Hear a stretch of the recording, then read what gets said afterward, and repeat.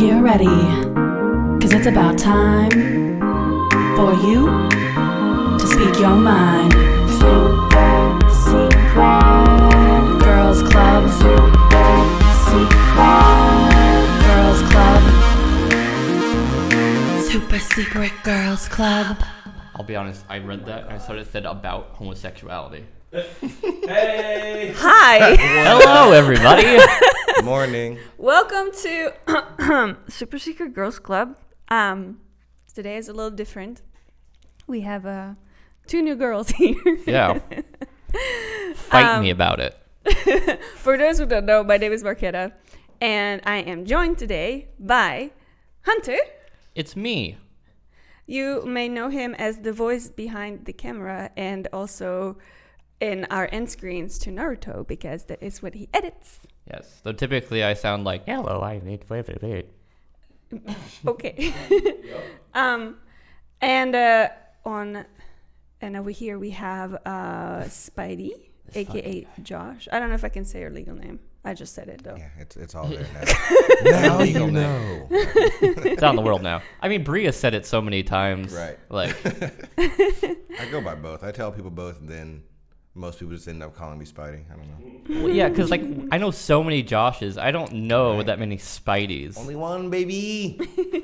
Let's keep it that way.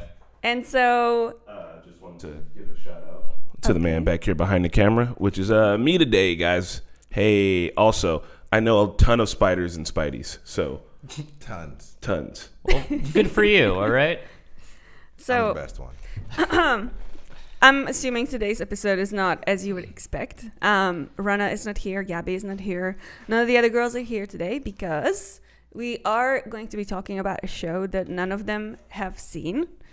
The show is The Death Note. Da-da. Dun, da, da. So we just finished watching the show over on the Normies reaction channel. If you haven't seen the finale, please go check it out. There is a wonderful skit and intro that Hunter and our other editor, Sydney, worked on really hard. Beautifully done. Surge also worked very hard on gathering all the shots. oh yeah, because Christian helped at all. And Chris. Chris didn't help at all. We asked him, and he's like, I'll take a shift for less than $5,000. He scoffed. So yeah, that's why we have boys here, boys gang. But I'm glad they're here because now we can talk about a show that without spoilers. Like last week was kind of difficult with Black Widow because we couldn't really talk much about the movie. But now we can because it's over. And if you haven't seen the show, just go watch it and then come back to watch this podcast on our YouTube channel. If you have seen it, stick around and we'll talk about it.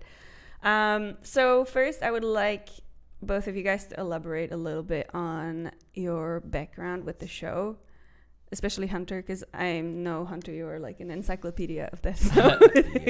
So I started watching the series back when I was like in middle school. So I'm pretty sure I started when I was like 13 or 14.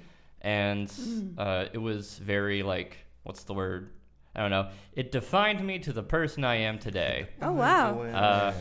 Interesting. Very dramatic into like all the smarts puzzle stuff, and the aesthetic really got me. So I stayed with it for a long time, and I ended up grabbing a lot of the books. So like the side books, speedy murder cases, the literal encyclopedia data book, stuff like that. And so I've stayed with the series for like 15 years or something like that. And I've rewatched the series like 7 times or something. So that's where I'm at.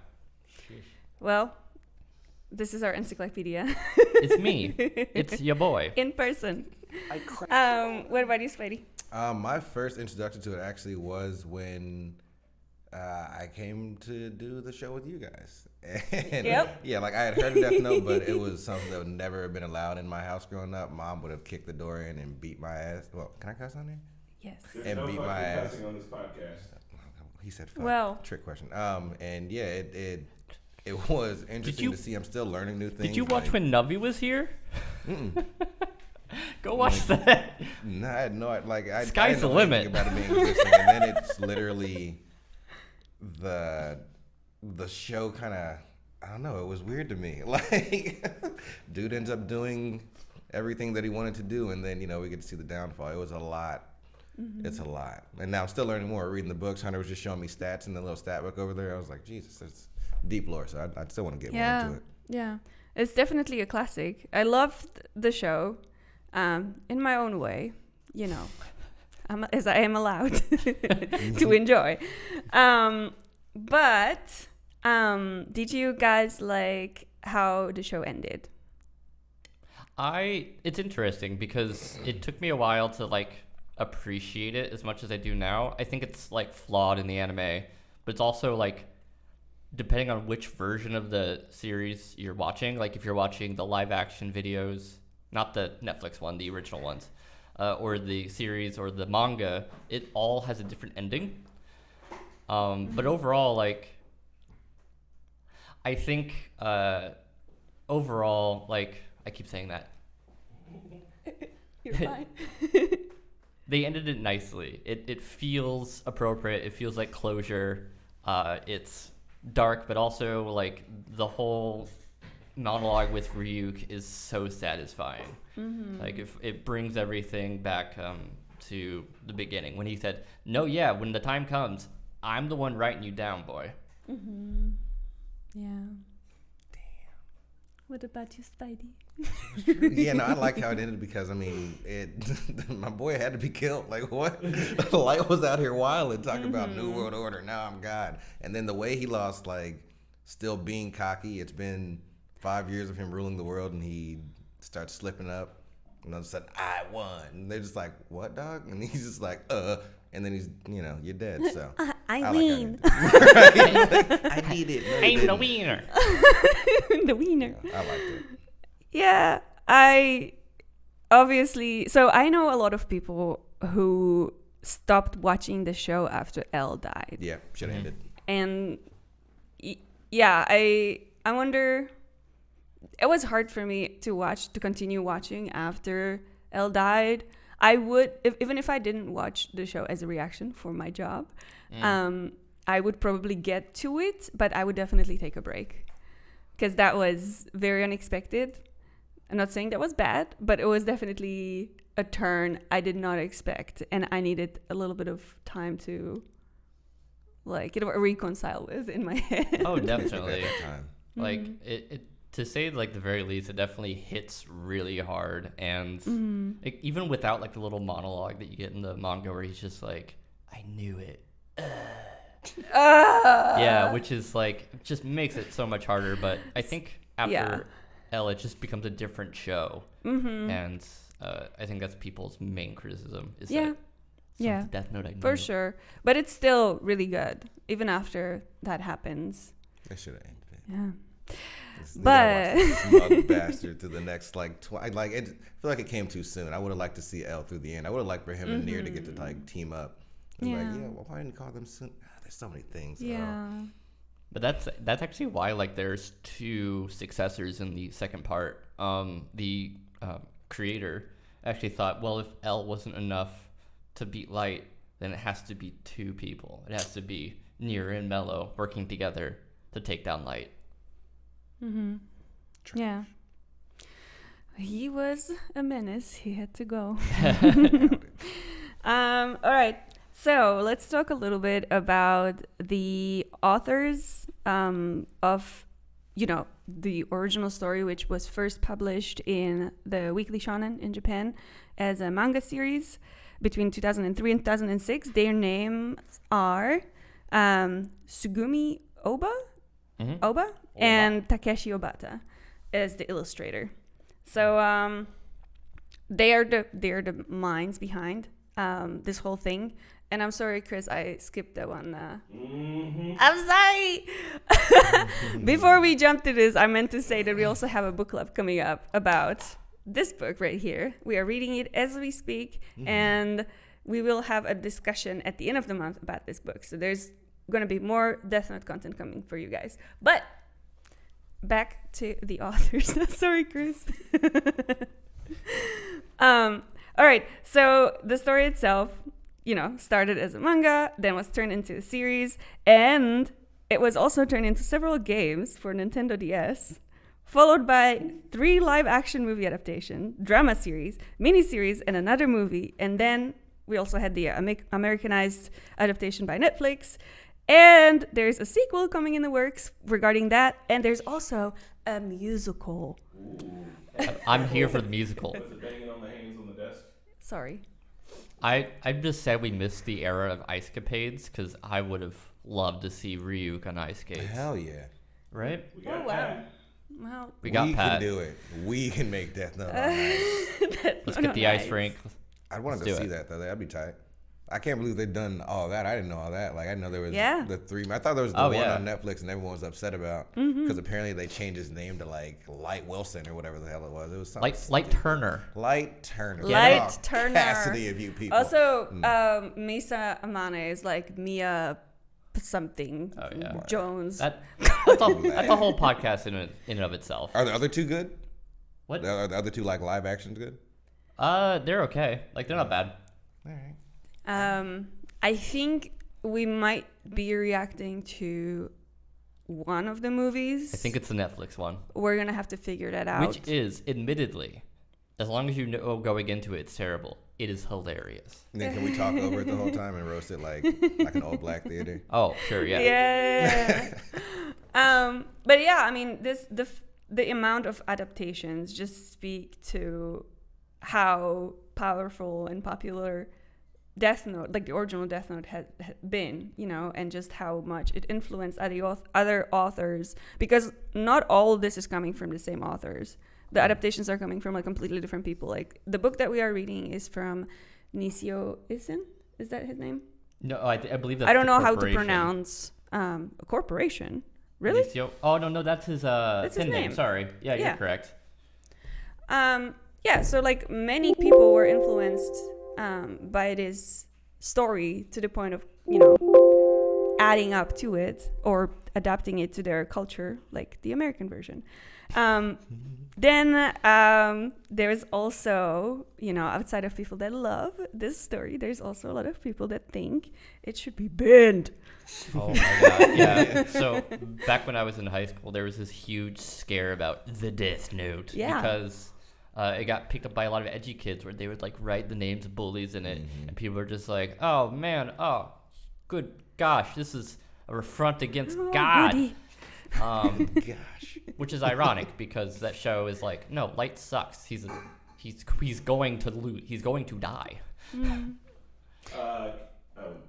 Yeah. If I could. Yeah. Wouldn't it be, you know, that schools are worried about kids adding their bullies' names to the notebook because it is implied of the killing, and in America, bullies are known to get shot occasionally or become the shooter. So I think it's probably less about like the affront to God and much more about the hope them kids don't do an old Columbine. You are correct. That is not how the news portrayed it. Yeah, there's a lot of it. Like I saw when I was looking up just research and other stuff, like kids were really just for a while writing names in this book and like giving really deep and elaborate stories of how someone should die. Yeah. Yes. And when and why. And which is typically, admittedly, signs of a different problem altogether.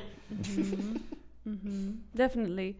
Yeah, and I don't think that, you know, banning a book would solve that said problem. Right.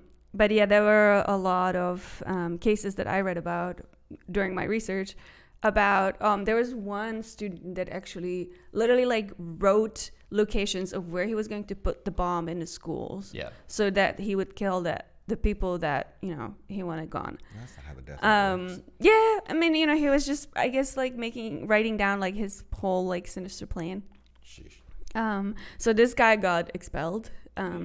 There was other people that were just like writing names of classmates and teachers that got either suspended or expelled, depending on, you know, I guess how many details they got. They were just like, How get this psychotic motherfucker out of here, boy. Yeah. He's thought this over too much. All right. Yeah. It was banned.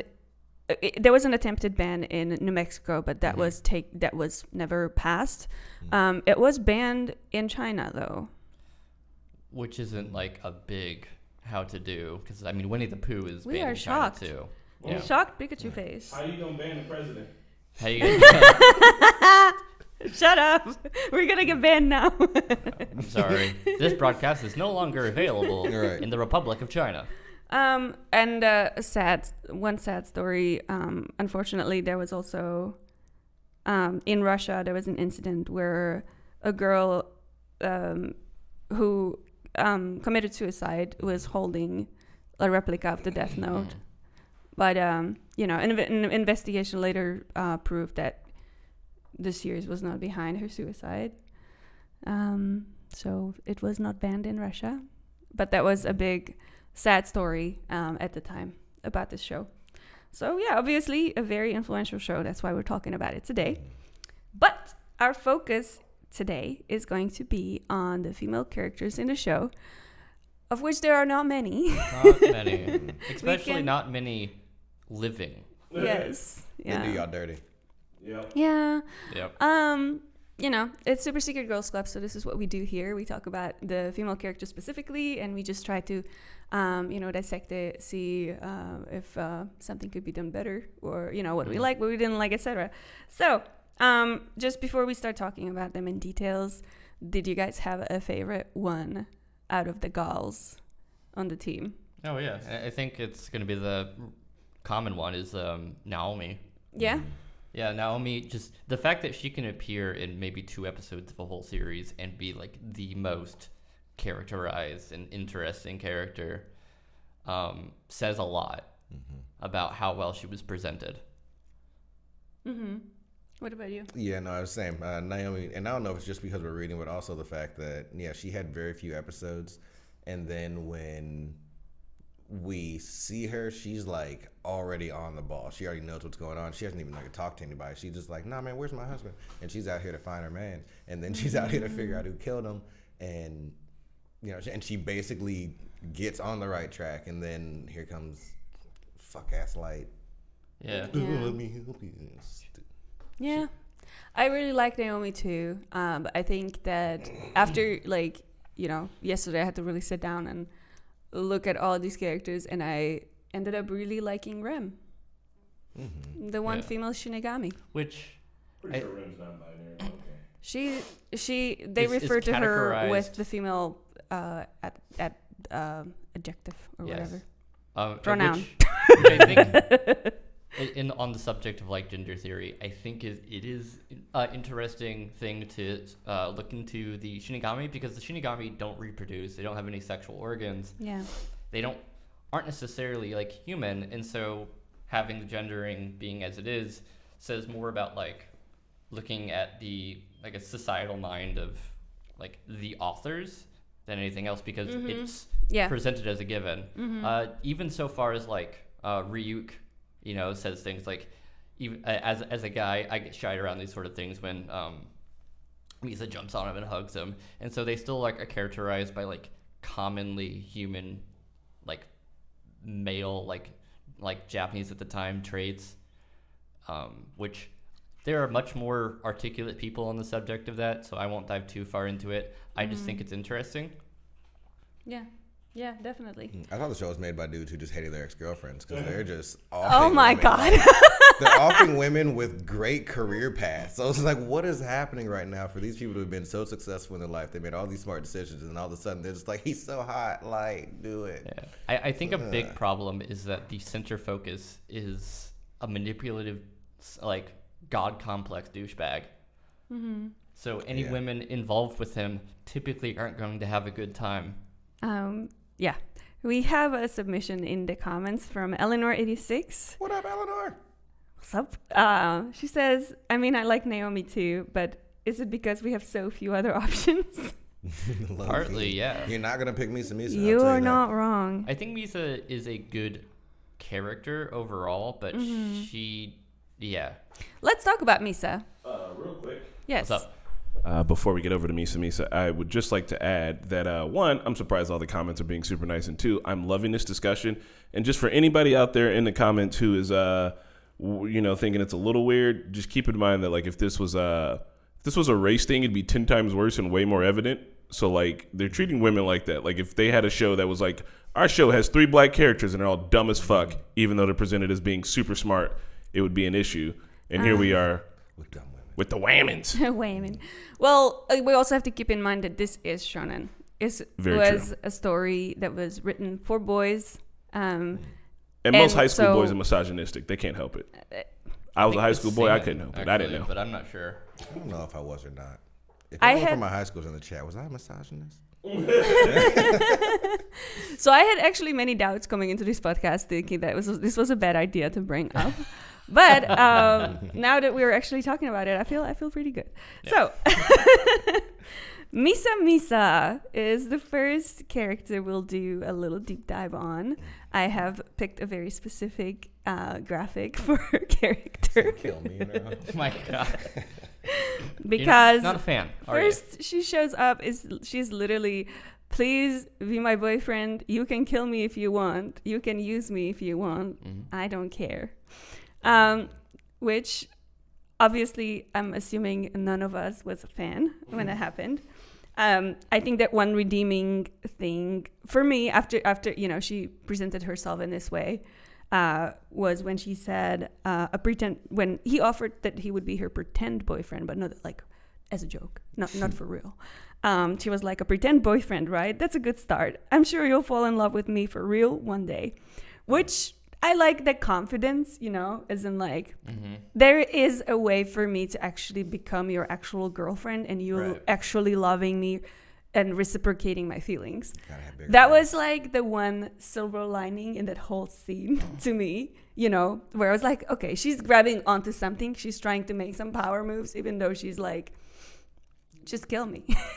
I will say something I appreciate is that in her first appearance, even before that, she actually is shown getting the upper hand on Light because she's able to see his name, recognize who he is in a crowd without him ever being able to recognize it because of using information that he is unaware of.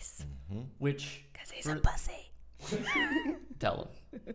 Which like further pushes this like the thing that he had such a huge advantage on Elle. It's not necessarily fair, but like that was part of the dynamic. That's part of the drama of it. And so I think Misa is shown as being like capable, but unfortunately she is also then like indoctrinated by Light's, cult of personality. That was my problem. They simped her. Like literally she has everything she needs to be at more of an advantage than Light, and not even like just her career path, but the fact that she's closer with her Shinigami. She's got her Shinigami eyes. Like if she wanted to, could have been like, well, fuck this dude. I'm just gonna do this the way I want to do it, and I'll just be the new Kira. And could have just taken over. But instead of being the conqueror, they were like, well, what if she just thinks he's hot? And I was like, this is so stupid. He literally could have just kept on writing and still been, a millionaire. Well, I don't even know how much money she had, but she was, she's got bodyguards and sponsors and managers. I mean, she was famous. Yeah. So, yes, all that is true. But during my research yesterday, and then also like I rewatched a couple episodes, and it does it is explained that Misa was her story starts when she like witnesses her parents' murder, and then the perpetrator is set free by the system, and that sets her into like really deep depression, and at that point Jealous is already dead, and I think that Rem is with her. She has the right. No, that happens later because she hears in the news that like he died like a heart attack, and she was already aware of like the Kira character, so she would connect the dots. Okay. So at that point, though, she didn't have the notebook yet. No, she did not have the notebook at the time. Yeah. So yeah, she was very depressed and obviously alone. And I mean, she had fame, so she had a lot of like people knew her, but nobody knew her. Yeah. You know what I mean? And so she was just a very damaged person. And I really, after like thinking about it more yesterday, I was kind of sad that they didn't elaborate on that, and they just like showed her as like the Harley Quinn simp for this Joker. You know what I mean? Like it was very surface level. We have a whole Shinigamis giving their life up for her. Like that's the other thing, that like, you know, Jealous died for her, and then Rem died for her too. So I mean, there's something about Misa that, you know, that goes deeper than just like her being pretty. I don't. I agree to some extent, but I don't think her being special was why they like died for her. She just like enamored them. Something that her and Light have in common actually is their cult of personality. They're able to like bring people in and pull people in, and it's this somewhat destructive quality of them. Like they're both capable in their own right. Even if Misa isn't like intellectually at the same level as Light, she's still competent, and she shows herself to be able to like cover her tracks to some degree with like a understandable margin of error. So like people like there's this impression that she's like ditzy and dumb and whatnot, but that only kind of comes into fact afterwards when she loses the Death Note like 6 times, and she's reduced back to like the person she was beforehand, with like all of the wisdom and all of, like the considerations like that she developed taken away from her essentially. Light made her dumb. Yeah. Because she was like saucing at first. She had like the letters. She was still dodging the cops. She was like, oh, I went to my friends and did this and that and blah, blah. She also got herself caught with her DNA. Oh, yeah. Yeah. She wasn't as careful. That's because she was trying to meet up with Light. If she wasn't, Yeah, I mean, yeah, her purpose wasn't to... Her main objective was to meet Light, not really to not get caught. She could have just been living life with her Shinigami, and her and Rem could have lived out the rest of her probably like 1,000 years. And then everyone meets Light and everyone's life gets shortened. Right, yeah. Even to that end, like she still clearly took measures to like not to get caught, but she made a small mistake, which isn't to say like she's dumb. It's that L is a very, very difficult person to outsmart, to outmaneuver. And so she was just up against like the worst possible opponent. With there being so few people who can actually match up to that kind of character. For example, Light. Yeah.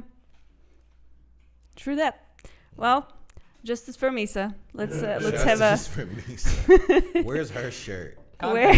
She's still not a good person. She definitely just like... No, she's not. She has murdered people in order to get closer to a boy. Yeah. Which is... come on. No reservations about it. She's just like, yeah, I'll kill people for you. What up about it? Let's go. Let's do it. Yeah. I guess I really want to like her, and it's so hard, and I'm just trying to justify it in my brain that like she was depressed. Maybe there was like a revenge factor that at play. That, like, you know, once she realized that Light was able to kill her parents, and then she got the same power. She was like, oh, I can do this too. I can do this for other people. Yeah. You know, maybe there was a bit of like a vengeance, like maybe like oh my God, what's it called? Like when you just take justice in your own hands because vigilante, yeah. But none of that, like that is just my wishful thinking. None of that really happens in the show. Well, like because they don't pay any attention to her as a character. That is the beautiful thing about the series too, is it leaves a lot of those doors open for you to interpret it as you will. Because the creators have said themselves that they didn't want to label anyone as being perfectly evil or perfectly good, etc. They didn't want to imply like sort of the Christian imagery is just there for the aesthetic. Yes. Yeah. All of these things are just to build a competent drama. And within that drama, there is a lot that you can sort of take from that. We have a submission in the chat from Mohit2399, who thinks that Misa is a very underrated character in the show, and he also thinks that she has wonderful character development.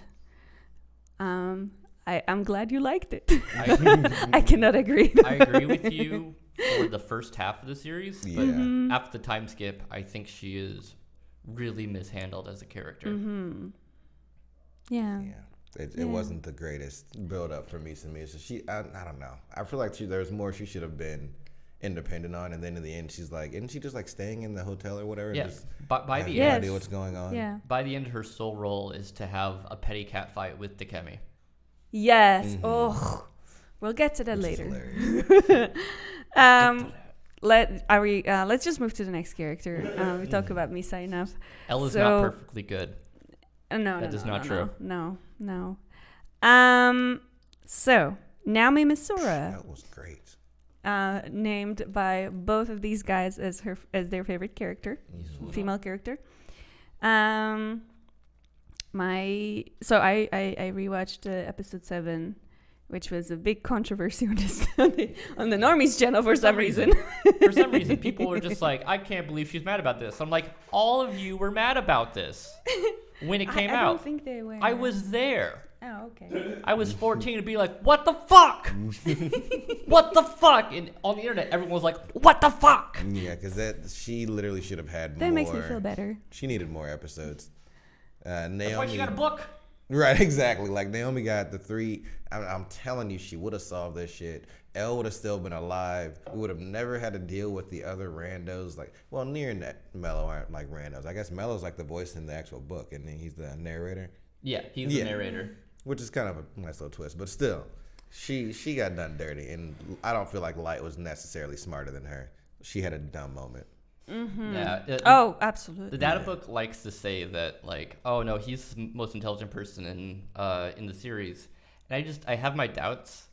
Who is Elle or Light? Light. The data book. I feel tries like Light is very lucky a lot of times. He's got the devil's luck, man. Yeah. Well, I mean, it's like it's compelling drama, but like yeah. it is definitely splitting hairs because Naomi worked from basically nothing. Mm-hmm. Yeah. Well, so we talk about her death, but let's talk about what she did while she was alive. I haven't read this book yet, but I'm excited to read it because I feel vindicated with just this book existing. Yeah. That there was somebody who was so captured by her character in those 3 episodes, or I don't know how much of the manga pages, include her. But she was a very minor character in the show itself. Mm-hmm. And despite that, it inspired some people to write other media just about her and Light, working together. Yeah, so based off like it's great. One line from Elle referencing a Los Angeles BB murder case, which was just gibberish at the time. Yeah. So the cursed episode 7, Overcast. I watched it yesterday again, and I got mad again. I have seen that scene like 11 times, and I still get mad. So I want to start with the good things first. Mm-hmm. The imagery is beautiful. It's haunting. It's everything it should be. Like, I have no problems with the way it's portrayed, and her walking towards the news and those imaginary steps. Like, that is so haunting and so beautifully done that I don't think I've expressed during the discussion. So I want to redeem myself here, but at the same time, I'm still mad. Yeah, right. And I also think like that was the point. That was the emotion that scene was supposed to invoke, because Light is just a catty asshole in that moment too. He's like hounding her and like basically patting himself on the back the entire way as she walks to her death. He's getting off on it. Exactly. It's the moment where you realize, oh, he's a monster. Yeah. Like everything else, there was always this sort of veneer of like maybe he's doing this for the greater good. Even if he's not the right person for it, at least he's like hard focused. He's just a fucked up dude. But this is just like he's enjoying this. Oh yeah, he's like, don't you have a business to go to at the police station? Like, right. My phone's on now. You can call my dad now if you want. Like, fuck you, Light. Yeah, like that was maybe like the second most. Like when he killed her husband at first, I was just like, yo, dude he's going off the rails. He just starts taking out people that are like catching on to him instead of killing only criminals. Yeah. And that's when I thought like it started going way downhill. Like he was losing it. Yeah, but like when he killed Ray, it still didn't feel like he was proud or enjoyed what he was doing. Well, at the end, he's in a way that he enjoyed, like outsmarting Naomi. Yeah. I think it was that he didn't. It seems like darker or more sinister in that moment. Whereas with Naomi, there was like this like catty like joy about being like, ha, got you. How fun dying. Like, fuck you guys. Yeah. He talked to her for all like 20 minutes, like just on a walk. And then, oh yeah. Yeah. He even like he's like, maybe I should just push her into traffic. It's like, dude. Right. Which fun fact would not have worked. Naomi is like cat-like reflexes. Well, she's trained in capoeira. Yeah. Yeah. To watch her beat his ass. Right, just Eddie Gordo him to death. That would be great. Oh my God, I would give everything for that. But I think what also upset me a lot about that episode was the fact that she told him to leave 3 or 4 times. Yeah.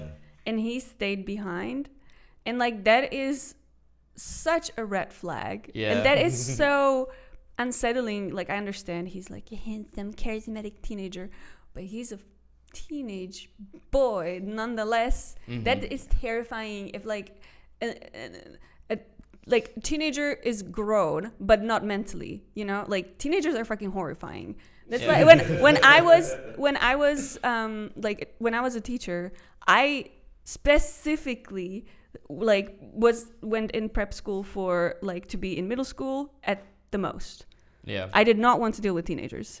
Teenagers are a lot. And if for like Light to just be like following this woman, even though 3 times she tells him, "Excuse me, I would like to be alone. Excuse me, I would like to be alone. Excuse me, I would like to go to the fucking police station alone. Leave me the fuck alone." And he's still behind her. Why would you give him?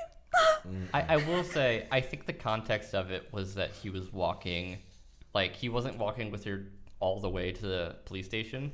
Like he was walking to like the train station once they had gotten a certain distance. But I also don't know.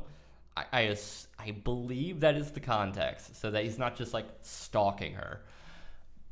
He's been a creep, man. But it is definitely portrayed in a way that he looks like, you know, a stalker. Because admittedly, he is, and he's also a murderer, and etc. Yeah.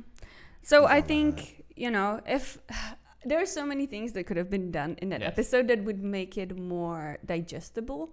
Like if, for example, she only had to reject him twice instead of 4 times. You know, that would make it more believable that she would turn around like, you know, you actually remind me of Elle, and that is why I now trust you. Because she didn't trust him for 20 whole minutes of this, like, you know, us watching the episode. And then in the end, she's like, she turned around seemingly for no reason, because he didn't really say anything to convince her. She just gave him an itch. It came from her. She gave him an itch and was like, you know, you remind me of Elle, you know, and I kind of feel safe talking to you about this. And then he grabs onto that, and then he starts manipulating her, and then she, you know, ended up with the ID exchange, which sucks. And then the agent walking right behind them as that happened. Oh, it was so sad. That is such a perfectly like tenured scene to make you scream. Yeah, because everything about it is just like they were so close. It's like you're watching someone walk by somebody getting stabbed, like just in their face. Why would she think that a teenager is Kira though? From Alex Black 0161. She did suspect him at one point. She introduced herself with her alias. Yes. She suspected everybody. The only reason she gave her ID was because she knew that he was connected with Elle, and that she needed to confirm her actual identity to see Elle. Like she was taking a risk, and unfortunately, like Light had like predicted a lot of what was going on. He had like played to this. She definitely played him like several times. Yeah. Which tomato tellierism. Tomato tellier. Okay, your name. I think she was super sus of him, but when he said he was a part of the task force, that gave reason for him to being sus. Yeah, definitely. And one more from Mohit again. I think Naomi is a character used in anime to make us perceive the anime from both perspectives and not only from Light. When we did, it was messed up. Yeah. When we perceived it from both sides? Yeah, like that was the first kind of like episode where, you know, we had like interaction with the victim. Yeah. But I mean, it was messed up. Because it was messed up, yeah. It killed an FBI agent for no reason, just because they were getting close to me. I think it was also just from a narrative standpoint meant to show Light's vulnerability, and also to set up sort of the flag that was going to lead Elle to the answer. Because she gets brought up, I think, like 3 more times, where he's like, he keeps saying, it's like, she still hasn't shown up yet. She's still, what's going on? It's like, she was smart. She knew what she was doing. There was no way, like, the only reason if she covered her tracks and made sure she disappeared, that's suspicious as hell. Mm-hmm. Yeah. That's true. Oh yeah, definitely. Which her and Elle had worked together previously, which they had both said. I forget if they say they actually got to see each other or not. But I know, like, in the book, there's, well, I don't know how far you guys got into the book, but yeah, you would think that she would at least know what Elle looked like and wouldn't trust anybody until she saw Elle. She didn't. Since that was her mission. I don't think she knew what he looked like, because she mentioned they always talk through. I will say it's not ever mentioned whether or not she did in the series. Trash.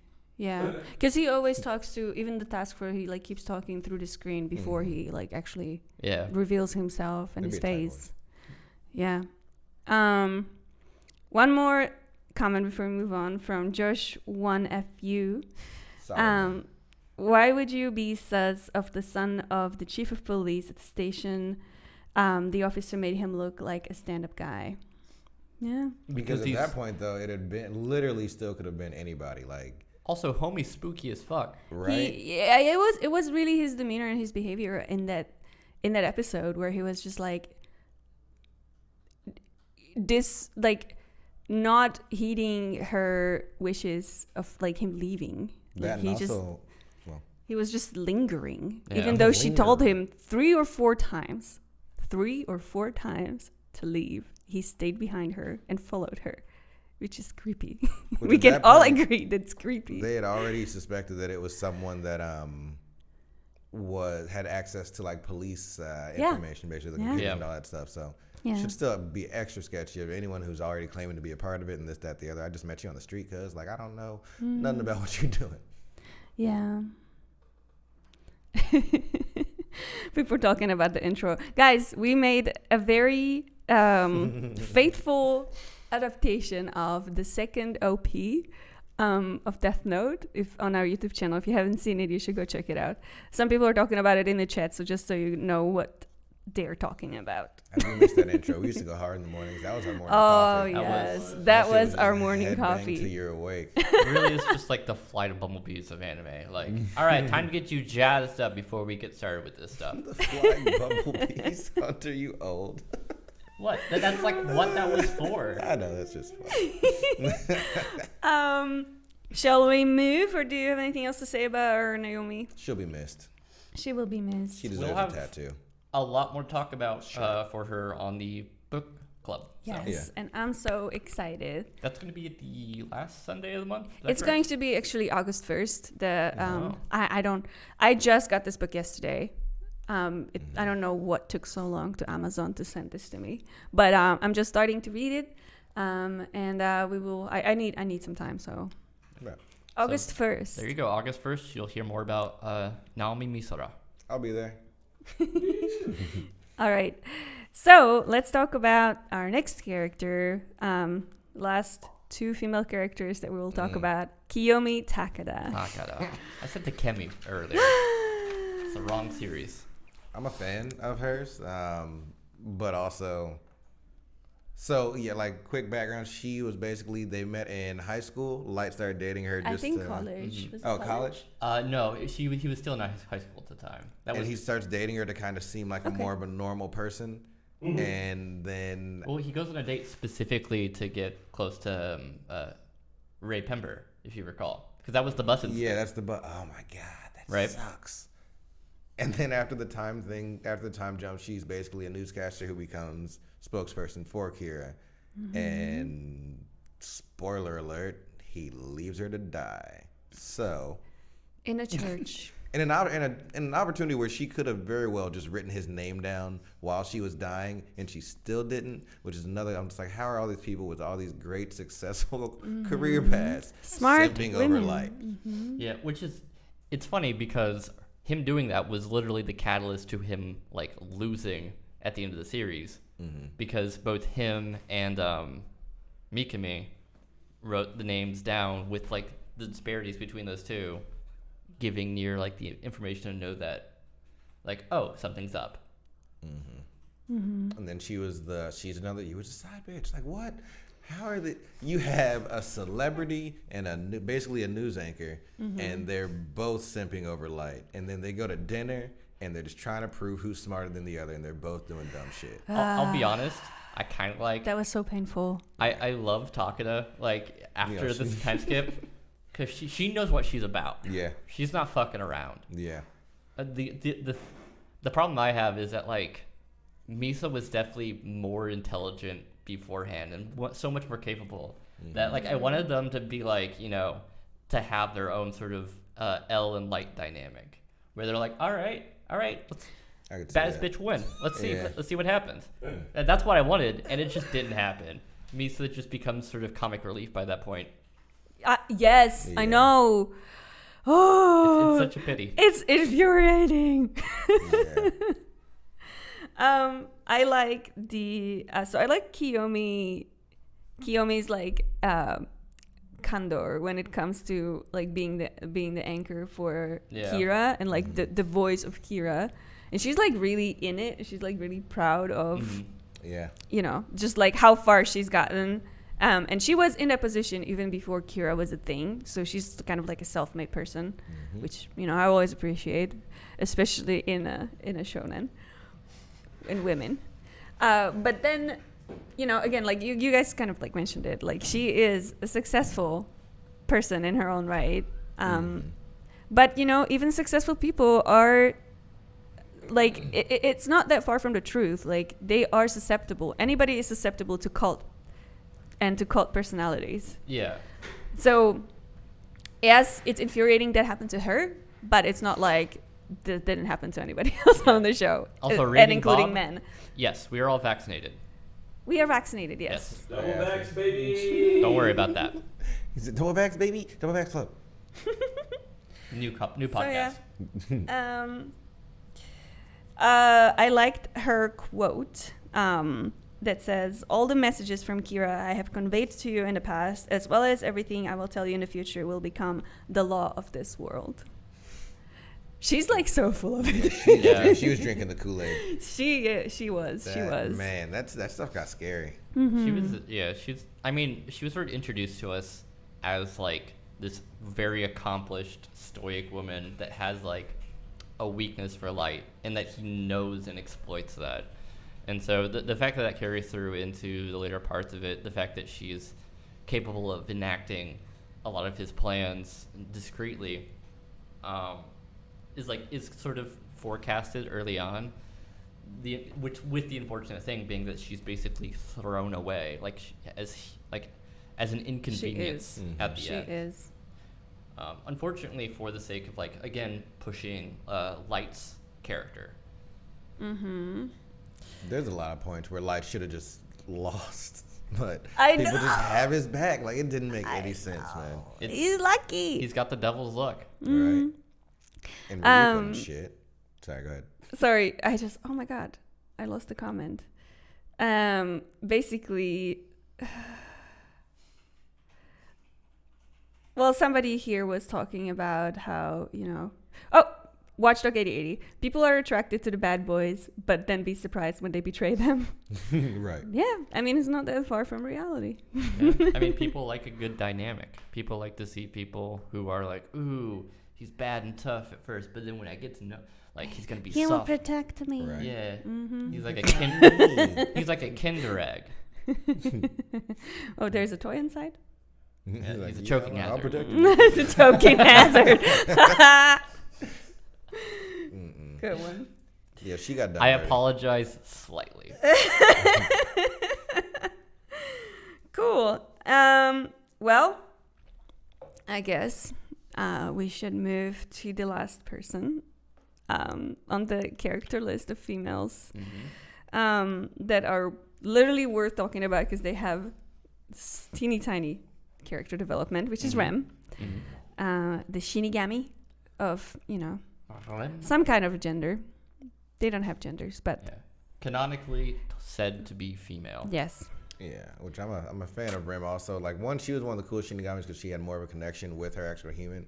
Because like I was saying, Ryuk wasn't shit. He was just sitting there watching things happen. Ryuk was literally the reactor, Exactly. He could have had so many opportunities to help out, like even with I loved with Ryuk. Naomi. He could have been like, yo, that's not her name. But he was just like, okay. Let's see. Yeah, that shit slaps. Right. This bitch spitting. Like, Rem would have literally been like, nah, that's a lie. I'm just going to write the name down for you. Like, Rem had her back to the point where you really was the second Shinigami to give her life for Misa, who I still don't understand what she's doing for these Shinigami, because they were all about her life. And I don't know. Rem has a male voice. I'm just looking at the comments. Yeah. In certain media, however, that isn't specifically saying of the gender. At the very least, in data books, from what I've seen so far, she's always categorized as female. So, if there's another piece of media that says otherwise, let me know. It also, like in terms of saying in Japanese, if it's pronoun-wise, they tend to default to no pronouns in Japanese language. So it is a bit more vague, but yeah, she is said in the data books to be female. You said voice actors. We could do a whole nother podcast about female voice actors playing male people that you didn't know. Yeah. That'd be fun. Yeah. So yes, we are aware Shinigami are genderless. She's referred to as a woman, though, they are even in the data book. So that is what we are going to go with, and we're going to talk about her briefly. So let's point out again that gender is a societal construct, and they can just decide that too. Exactly. That'll be the next Let's podcast. say Rem identifies herself as a woman. How about that? It'd be what it be. All right. So I love that Rem hates people. Yeah. Because I kind of hate people. She's like, no, for real though, people suck. Except for People- one. I'm in the People business are the of worst. killing them for the sake of making me live. Yeah, I mean, she had it done. She And had it then made. she was basically blinded by her love for Misa, and then got caught up in the shuffle and had to give her life for Misa to kill. Yeah. Well, she didn't have to, but Yeah, she did. she wanted to. So that's like, I love something this- about Misa, because two Right. Shinigamis died for She's her. crack. I think it's just this idea of like this charm, this pull a person has that's like eerie or almost like similar to how like Light had the devil's luck. She had like the devil's charm. And I love the entire time Rem has this stink about her where she's just like, I don't like you, Light. I will murder you if I get the opportunity. Yes. And if you fuck with her, I will be happy. Write your name down and go back home. Right? Yeah. Yeah, it was almost like she had the mother's intuition. Like, I don't know why she wanted to protect Misa so much, but you could tell that was her main goal for things, to the point where she didn't like people, and she would let people know, and she tried to give Misa better advice on how to like do things, but then she was like, I'm still gonna do whatever you want, Misa. Like, you're the one for some reason. I think it's Rem was captivated by Misa more than anything. Yeah, I dig it.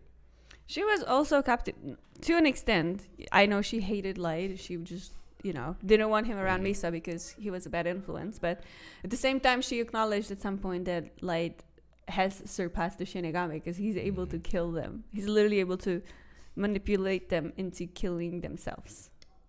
And that happened to her. Yeah. Yeah. Well, God level they make madness. that parallel in like one of the first shots in the anime, and in the first chapter of the series, where Ryuk and Light are like basically compared like directly to each other. That they're both people who are bored with the world and that want something better to do.